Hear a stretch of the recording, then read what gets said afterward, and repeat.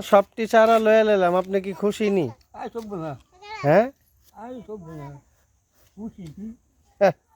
মানে আপনি এই রোডে এই সময় আপনি কষ্ট করবেন, এর জন্য ভাবলাম যে আপনার যাতে উপকার হয়, আপনার বয়স বেশি, তো চারাগুলা রাইখা দিলাম।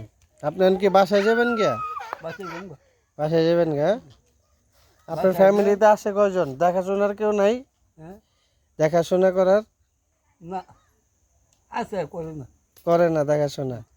দেখেন মানুষের জীবনের বৃদ্ধ বয়স আসলে কি হয়, এরকম একটা সময় আমারও চলে আসবে। তো এটাই একটা নমুনা স্বরূপ শিক্ষা। আমরা যেমন দিচ্ছই বাচ্চা বাড়িয়ে গেলে একশো তো মাল হয়ে গেলে 150টা দিতে চাই বেড়েতে 10টা 20টা। হ্যাঁ, তো আপনার তো এটা ছাড়া রাস্তা নেই। ওই যে আমাদের আরেকজন মুরব্বী আসতেছে, প্রায় বাড়ির মুরব্বী, বয়স হয়ে গেছে, তো ওনারও দেখাশোনার কেউ নেই।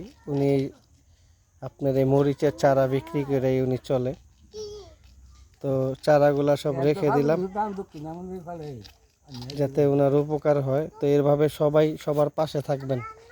পাশে থাকলে আল্লাহ খুশি হয়, একজনের সাহায্য করলে আল্লাহ সাহায্য করে। এই উনার এই উসিল্লা, এই জন্য গরিব দুঃখী বা অসহায় মাজলুমদের পাশে থাকবেন। এই বলটা দিয়ে দাও, বলটা দিয়ে দাও, বলটা দিয়ে দাও।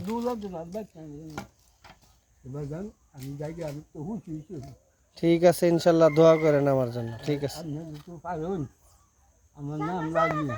লালমি আপনার নাম? হ্যাঁ, ঠিক আছে, আপনি এইভাবেই চলেন, না আল্লাহ আপনার এভাবে রাখবো।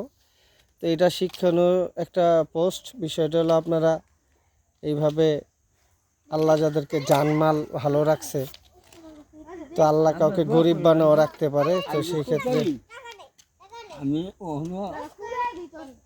কাম করে চলে 90 বছর বয়সে উনি এখনো কাজ করে খায়। তো অনেকে, তো আমরা তো চলতেই গেলে কি কত কষ্ট হয়, আল্লাহ রাখছে এইভাবে। যেনার এই বোলের মধ্যে চারা ছিল, চারাগুলো সব বিক্রি করে দিছে, যেমন চারাগুলো সব রেখে দিছি।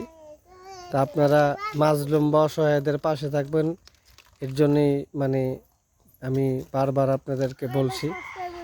তো গরিব দুঃখীকে দেখলে আল্লাহ দেখে। আমরা বুঝতে বলে করে দিতে পারে।